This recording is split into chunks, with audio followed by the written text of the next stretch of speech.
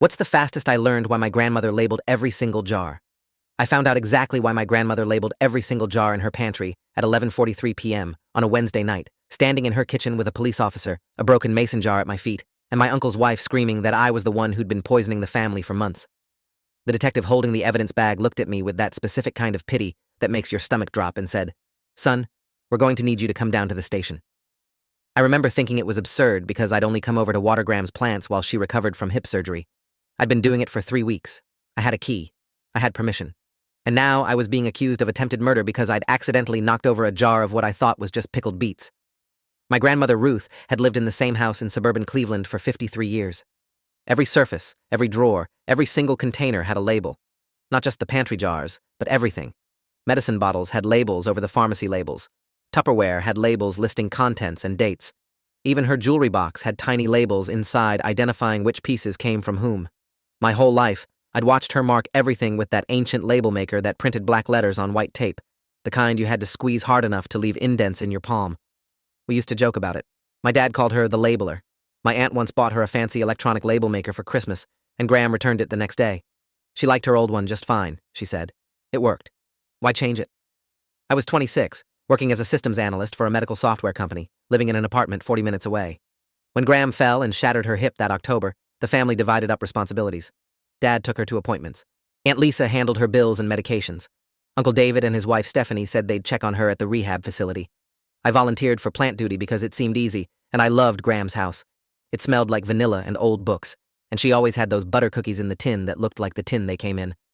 I'd go over every other evening after work, water the plants, check the mail, make sure everything looked secure. Simple. Peaceful. A break from my actual life, which had recently imploded after my girlfriend of 4 years left me for her CrossFit instructor. The first time I noticed something odd was the second week. I'd finished watering and decided to grab a snack. Graham always told me to help myself to anything. I opened the pantry and stood there looking at the rows of labeled jars, pickled vegetables, jams, relishes, things she'd canned from her garden. Every jar had 2 labels. The first label, in her handwriting with that label maker, said what it was. Dill pickles, September 15th, 2024, or strawberry jam, June 22nd, 2024. But then there was a second label, a small one, just a number. Some jars had a 1, others had a 2, a few had a 3. I grabbed a jar of what looked like applesauce marked with a 1 and took it home, figuring I'd ask her about the numbering system when I visited her next. When I asked her about it on Sunday at the rehab center, her whole face changed. She was sitting in one of those high-backed chairs, her leg elevated, looking small and breakable in a way that made my chest tight. She stared at me for what felt like a full minute, then asked me which jar I'd taken. The applesauce with a 1 on it, I told her. She nodded slowly, patted my hand, and said, "The ones are safe, honey. Only ever eat the ones." Then she changed the subject to ask about my job, and when I tried to circle back to the jars, she got agitated and said she was tired. A nurse came in and suggested I let her rest. I left confused and vaguely unsettled, but I chalked it up to pain medication or the stress of recovery. Graham was 81. Maybe she was getting a little confused. But it stuck with me. That night, I couldn't sleep. I kept thinking about the way she'd looked at me, the urgency in her voice. Only ever eat the ones. The 2s and 3s were still in her pantry. I'd seen dozens of them. What did that mean? The next evening, I went back to her house with a different purpose. I stood in front of that pantry for 20 minutes, examining every jar. Most had 1s. Maybe 20% had 2s. Only 5 or 6 had 3s. I pulled out a jar of pickled beets marked with a 3, held it up to the light. It looked completely normal. Same color as the jars marked with 1s. Same liquid. Same everything. I put it back, took a step away, then grabbed it again. I opened it. It smelled like pickled beets. I grabbed a fork from the drawer, speared a beet, and brought it close to my mouth before my grandmother's voice echoed in my head so loudly I actually flinched. Only ever eat the ones. I put the beet back in the jar, sealed it, and stood there feeling ridiculous. What was I doing? My grandmother had a quirky organizational system. So what? Except it wasn't quirky. It was specific. It was urgent. She'd looked scared when I asked about it. I grabbed my phone and took pictures of every jar in the pantry, making sure the numbers were visible. Then I did something that felt paranoid at the time, but would later save my life. I took that jar of pickled beets marked with a 3, sealed it in a plastic bag, and brought it home. I put it in my refrigerator and stared at it for an hour, trying to decide if I was overreacting. My phone buzzed. Text from Stephanie, my uncle's wife. "Hey, heard you stopped by to see Ruth. So sweet of you. David and I are heading there tomorrow if you want to join." I texted back that I had to work. Something about her message felt off, but I couldn't place what. Thursday evening, I returned to Graham's house and found Stephanie there. She was in the kitchen with 2 shopping bags, putting things away. Oh, she said when I walked in, hand flying to her chest. You scared me. I was just dropping off some groceries for Ruth, for when she comes home. She smiled, but it didn't reach her eyes.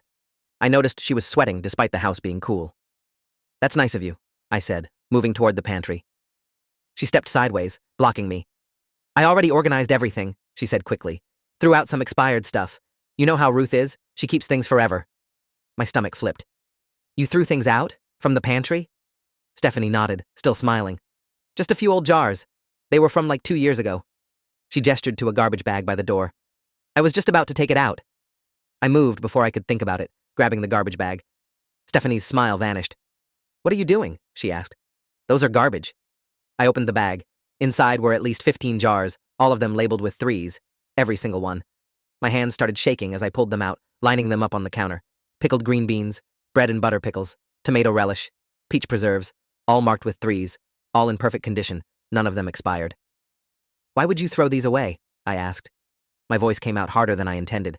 Stephanie's face flushed red. They looked old, she stammered. I was trying to help.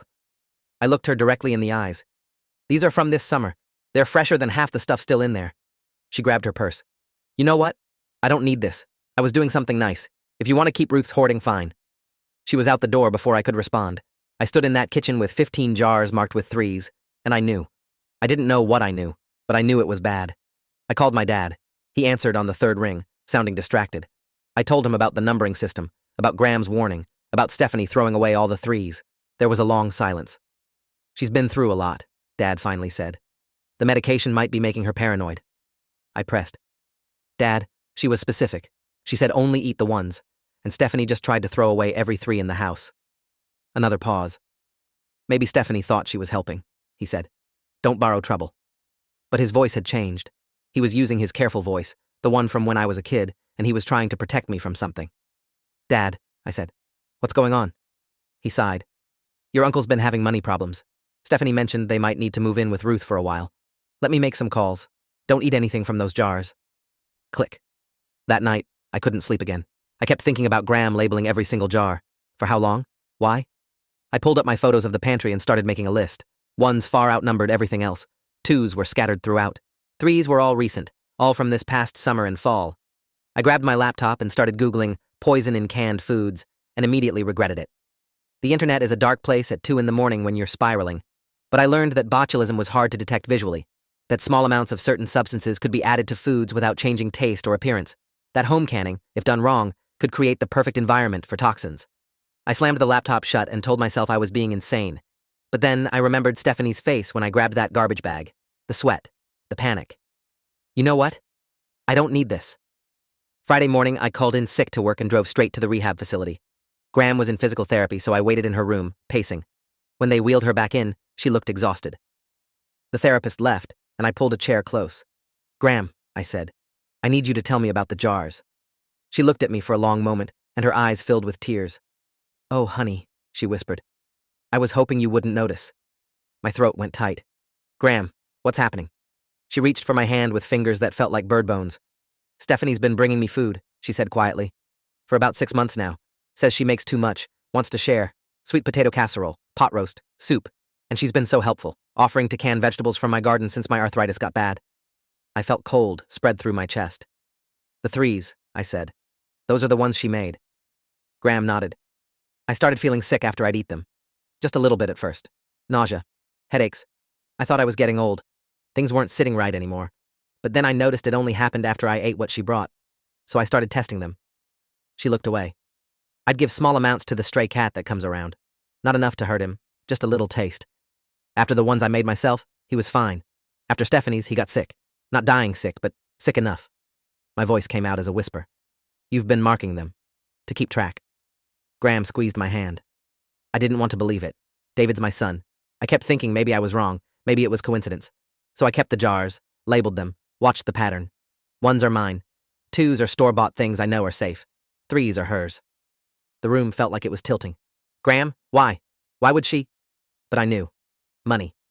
Dad had said they were broke, and Graham owned that house free and clear, had a decent nest egg from when Grandpa died. If something happened to her, it would be split between Dad and Uncle David. I need to tell Dad, I said. I need to call the police. Graham's grip tightened. I don't have proof, she said. Not real proof.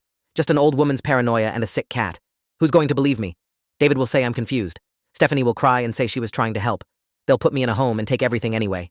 Her voice cracked. That's why I didn't say anything. I just stopped eating the threes and hoped eventually they'd give up. I sat there holding my grandmother's hand while she cried quietly, and something in me shifted. The fear and confusion crystallized into something else, something cold and clear. I took one of the jars, I told her. A 3. Pickled beets. It's in my fridge. Graham's eyes widened. You didn't eat any? I shook my head. You told me only eat the ones. I listened. Relief washed over her face, followed immediately by fear.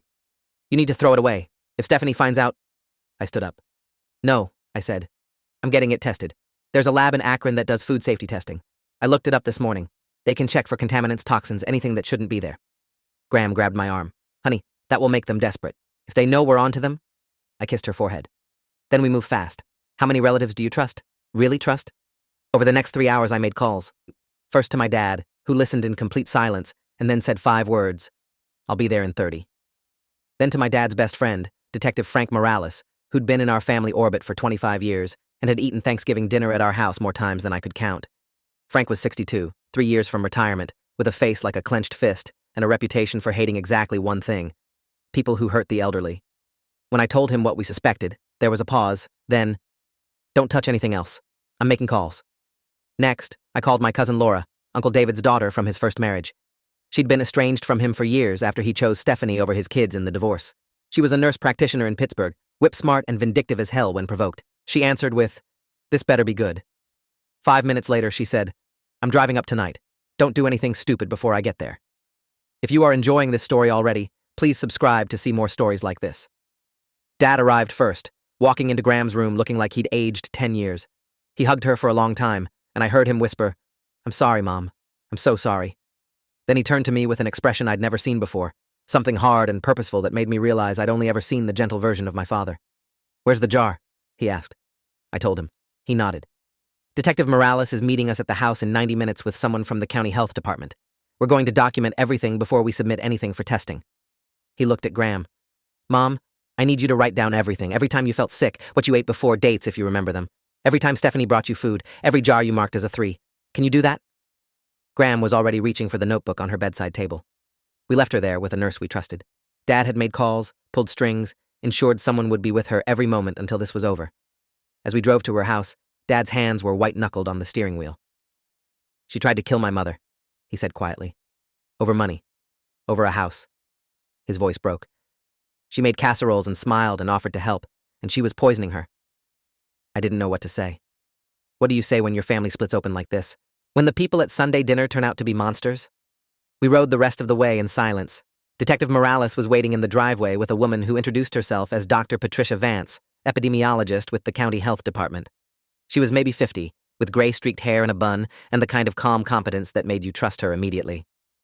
"I understand we're looking at possible food contamination with intent to harm," she said, pulling on latex gloves. "I need to be clear. This is not yet a criminal investigation. We're establishing whether there's cause for concern. Everything we do here is documented, photographed, and will be admissible should this proceed further." She looked at me. "You found a pattern in the labeling?" I nodded and pulled out my phone, showing her the photos. She studied them carefully. "Systematic, deliberate. This is someone tracking potential threats." She looked at Morales. "I want every jar marked with a 3. I want samples from 1s and 2s as controls, and I want to know who had access to this house." The next 4 hours were surreal. Dr. Vance and her assistant cataloged every jar in that pantry, photographing them, documenting the labels, carefully extracting samples. They found 23 jars marked with 3s total. I'd rescued 15 from the garbage, and 8 were still on the shelves. Every single one had been either brought by Stephanie or canned by her as a favor. Dr. Vance worked with precise efficiency, barely speaking except to dictate notes into a small recorder. Subject jar 43, peach preserves, labeled 3, dated August 18th, 2024. Seal intact, no visible irregularities, sample extracted for full toxicology panel. Over and over. The science of it was comforting somehow, turning fear into data. Detective Morales pulled me aside while they worked. "Your cousin Laura called me," he said. "Told me some things about your uncle and Stephanie. Gambling debts, maxed credit cards. They're going to lose their house in January, unless they come up with $40,000. My stomach dropped. "Graham's house is worth way more than that." Morales nodded. "Zillow estimates $380,000. Plus, she's got life insurance, savings, Split 2 ways between your dad and uncle. David's looking at close to $300,000 if something happens to her. He looked at me with those cop eyes that have seen too much. People have killed for a lot less. But this is patient, methodical. This is someone who planned to make it look like natural causes. Old woman gets sick, wastes away, dies of complications. No one questions it. Dad overheard and walked over, his face gray. How long do the tests take? He asked Dr. Vance. She looked up from labeling a sample container. Full toxicology panel. We're looking at 3 to 5 days for preliminary results. Could be 2 weeks for comprehensive analysis. But I'm flagging this as priority given the suspected elder abuse angle. She pulled off her gloves. In the meantime, I'm filing a report with Adult Protective Services. Your mother is not safe with unrestricted family access. I'm recommending supervised visitation only and a temporary restraining order against anyone suspected of the contamination. Morales added, and I'm opening a formal investigation. This goes beyond health department jurisdiction. We're looking at attempted murder. The words hung in the air. Attempted murder. My uncle's wife had tried to murder my grandmother. Had been trying for months, slowly, carefully, waiting for her to waste away. I felt sick. Dad looked like he might throw up. What do we do now? I asked. Morales checked his watch. Now? Now we wait for the evidence to come back. In the meantime, I need statements from everyone. I need documentation of every interaction, every gift of food, every time your grandmother got sick. I need medical records showing the pattern of illness. And I need you all to act completely normal. He looked at us seriously. If they suspect we know, they'll run or destroy evidence. Your mother goes back to rehab.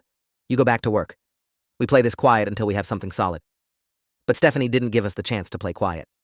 That night, around 9, my phone rang. Unknown number. I almost didn't answer. Hello? Stephanie's voice came through, tight and angry. I know what you're doing, she hissed. I know you took those jars to be tested. You're trying to frame me because you're jealous that David and I are close with Ruth. My heart hammered. I don't know what you're talking about. She laughed, sharp and bitter. Don't play stupid. I drove by the house earlier, saw the county health car, saw the detective. You think you're so smart? Ruth is old and confused. She's been sick because she's 81 and falling apart. Everyone knows that. And when your little tests come back showing nothing, you're going to look like the crazy one. I stayed quiet, hand shaking. She continued, voice dropping lower. You should be careful. Making accusations like this tears families apart. Your dad and David are brothers. Ruth wouldn't want this. Maybe you should think about what you're risking before you destroy everything. Click. I immediately called Morales. He told me to write down everything she'd said, word for word, while it was fresh. She's panicking, he said. That's good. Panicked people make mistakes.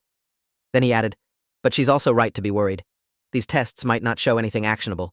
Lots of things can make an old person sick that aren't illegal. We need more. Laura arrived around midnight, walking into Dad's house where we'd all gathered with the energy of someone ready for war. She dropped a folder on the kitchen table. Medical records, she said. I called in favors, got copies of Graham's charts from her doctor for the past year. Look at this. She spread out papers marked with highlighted sections. April, she comes in complaining of nausea and dizziness. Blood work is slightly off, but nothing definitive. June, same thing. August, worse. September, she's lost 12 pounds and her potassium is tanking. October, she falls, officially because of the rug. But look at this note. Patient reports feeling weak and disoriented before fall. Laura looked at us. This is a pattern. This is consistent with chronic low-level poisoning. Dad's voice was hoarse. What could cause that? What could she have been using? Laura pulled out her laptop. I've been researching. Lots of options. Small amounts of certain things added to acidic foods like pickles or tomatoes. Hard to detect without knowing what to look for. Could be heavy metals. Could be specific plant-based toxins. Could be medications in small doses. The beauty of it, if you're a psychopath, is that in an elderly person, the symptoms look like natural decline. Fatigue, nausea, confusion, weakness. Every doctor would assume it's just age or underlying conditions. She looked at me. When do we get the test results? I told her 3 to 5 days. She nodded. Then we used that time to build the circumstantial case. Every email, every text, every interaction between Stephanie and Graham. Everything. We worked through the night. Dad went through Graham's email and found dozens of messages from Stephanie over the past 6 months. Just made too much ziti. Can I drop some by? Found this great recipe for pickled peppers. Want me to make you a batch? I know your arthritis is bad. Let me help with the canning this year. Every message dripping with false concern. I went through my own phone and found the text from Thursday, the one that had felt off. Heard you stopped by to see Ruth. So sweet of you. How had she known I'd visited unless she'd been watching the house? Laura pulled phone records. She had connections, didn't ask how, and found that Stephanie had called the rehab center 4 times in the week after Graham's fall, asking about her condition, her prognosis, when she'd be coming home. Sunday, Uncle David called Dad. I was there, sitting in the living room, when Dad put it on speaker. Hey, David said, sounding tired. Stephanie told me you guys are doing some kind of investigation into Mom's canned goods. What's that about? Dad's voice was carefully neutral. Just being cautious. She's been sick a lot. There was a pause. Stephanie's really upset, David said. She feels like you're accusing her of something. She's been nothing but helpful to Mom. Dad's jaw clenched. I'm sure she has been. Another pause. Look, I know money's tight for us right now. I know people talk, but we love Mom. We'd never do anything to hurt her. The words sounded rehearsed, like he'd practiced them. Of course not, Dad said. No one's saying you would? After he hung up, Dad looked at me. He knows. They both know we're onto them. Monday, I went back to work and tried to act normal while my phone buzzed constantly with updates. Dr. Vance. Preliminary results showing elevated levels of something, running more specific tests. Morales. Got a warrant for Stephanie's phone records. Laura. Found out Stephanie has been researching Ruth's house value obsessively online, looking at nursing home costs, even contacting a probate lawyer about estate division. Every piece of information felt like another nail, but it wasn't enough. Not yet. We need a confession, Morales said when I called him during lunch. Or we need the smoking gun in those test results. Otherwise, a good lawyer argues coincidence and elderly confusion. Wednesday, 5 days after I'd found those jars, the call came. Doctor. Vance, voice tight with controlled anger. We found it, she said. Antifreeze, ethylene glycol, small amounts, added to the acidic foods to mask the taste. Not enough to cause immediate severe symptoms, but over time, it accumulates. Causes the exact symptoms your grandmother reported.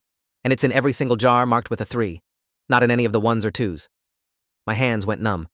That's poison, I said stupidly. That's definitive poison. Dr. Vance's voice was cold. That's attempted murder. I'm forwarding these results to Detective Morales immediately. He'll take it from here.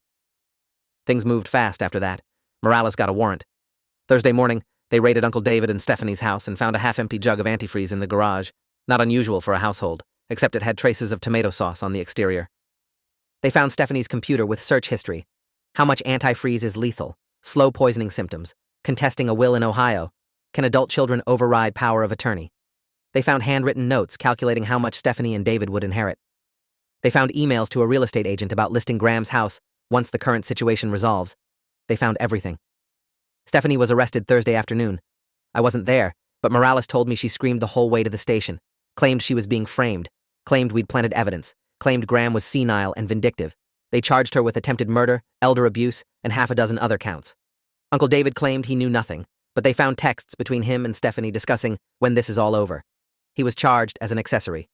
The news broke locally that evening. Suburban woman accused of poisoning elderly mother-in-law for inheritance. By Friday, it was regional news. By Saturday, there were camera crews outside Graham's house. I visited Graham at the rehab center Saturday afternoon. The story had already reached her. One of the nurses told her gently, holding her hand while she cried. When I walked in, she looked smaller than ever, but there was something else in her face, too. Relief, maybe, or vindication. You believed me, she said. When no one else would have, you believed me. I sat beside her and took her hand. You labeled the jars, Graham. You left me a map. She smiled through tears. I didn't know if anyone would notice. I couldn't stop her by myself. I needed someone to see. I thought about those rows of jars, each one marked with a number that meant nothing to anyone but her. A code. A record. A desperate cry for help that only worked if someone cared enough to ask why. The trial took 8 months. I won't detail all of it. The lawyers, the testimonies, the experts explaining how ethylene glycol metabolizes and damages organs. How Graham had been days or weeks away from kidney failure when she fell and went to rehab, when she stopped eating the poisoned food and her body began to slowly recover. The defense tried everything. Stephanie cried on the stand, claimed she'd been storing antifreeze in old jars and there must have been cross-contamination. Claimed Graham had always been paranoid. Claimed I'd manipulated evidence because I wanted the inheritance for myself. But the evidence was overwhelming. The search history, the financial motive, the systematic pattern. Graham's medical records showing improvement once she stopped eating the 3s. The fact that every single jar marked 3, and only those jars, contained poison. The jury deliberated for 6 hours. Guilty on all counts. Stephanie got 25 years. Uncle David got 12 for conspiracy and accessory charges. I watched from the gallery as they led them away, and I felt nothing. No satisfaction, no relief. Just exhaustion. Graham sat beside me, her hand in mine, and whispered, "It's over." But it wasn't. Not really. Uncle David was still my uncle. His kids, my cousins from his first marriage, had to process that their father had been willing to kill his own mother for money. The family was shattered in ways that would never fully heal. Graham came home 3 months after the trial ended. Dad and I helped her settle back into her house, which felt both familiar and haunted. She walked slowly to the pantry and stood there for a long moment, looking at the shelves we'd restocked with new jars, new food, new labels, all ones now. "I can stop numbering them," she said quietly. But the next week, when I visited, I noticed she'd labeled a new jar of strawberry jam with a 1. Old habits, maybe. Or maybe some wounds never completely close, and you just learn to live with the scars. I think about those jars sometimes, about how my grandmother developed an entire system to protect herself, and how close it came to not being enough. About how I almost dismissed it as quirky old person behavior. About how evil can wear the face of family, can smile and bring casserole and ask how you're doing while slowly killing you. The detective told me later that if I hadn't noticed the pattern, if I hadn't taken that 1 jar, if I'd been a week slower, the levels of ethylene glycol in Graham's system would have crossed the threshold from sick to dying, and by the time anyone figured it out, it would have been too late. Sometimes I wake up at night thinking about parallel universes where I didn't ask about the numbers, where I ate that pickled beet marked with a 3 and ended up in the hospital, or worse. Where Graham wasted away in that rehab center while everyone chalked it up to old age, and Stephanie started redecorating the house she'd murdered for. Those thoughts make my chest tight. But then I remember, she labeled the jars. Even in her fear, even alone, even when she thought no one would help her, she labeled them. She left evidence. She fought back the only way she could, and someone noticed. I noticed. Graham died 2 years later, peacefully, at home, surrounded by family who actually loved her. Natural causes, the kind you can't fake or force. She was 83. At the funeral, someone mentioned how organized she'd always been, how she'd labeled everything. Laura caught my eye across the room, and we both had to look away. Some people thought it was grief. It was, in a way. But it was also the weight of knowing what those labels had really meant, what they'd saved us from. I kept one of the jars, the pickled beets marked with a 3 that I'd taken home that first night, that Dr. Vance had tested and found poison in. It sits in my office now, empty and clean, the labels still visible. When people ask about it, I tell them it's from my grandmother, which is true, and that it reminds me to pay attention, which is also true. What I don't tell them is that it's a memorial to the fact that monsters can look like family, that love can be a lie, and that sometimes the only person who can save you is yourself, armed with nothing but a label maker and the desperate hope that someone, somewhere, will care enough to ask why. The fastest I learned why my grandmother labeled every single jar? 11:43 p.m. on a Wednesday, standing in her kitchen with a cop, a broken jar, and my uncle's wife screaming accusations. But the real answer is slower than that. It's in every jar she marked, every time she chose to document instead of deny. Every moment she held on to hope that her system would make sense to someone eventually. She labeled the jars because she was fighting a war no one else could see, and labels were her weapons. They saved her life. They saved mine too, in a way. Saved me from a world where I'd failed to notice, failed to care, failed to ask the simple question, why? Turns out that question was the only one that mattered. If you enjoyed this, you'll definitely want to see the next ones too. So subscribe now and let me know your take in the comments.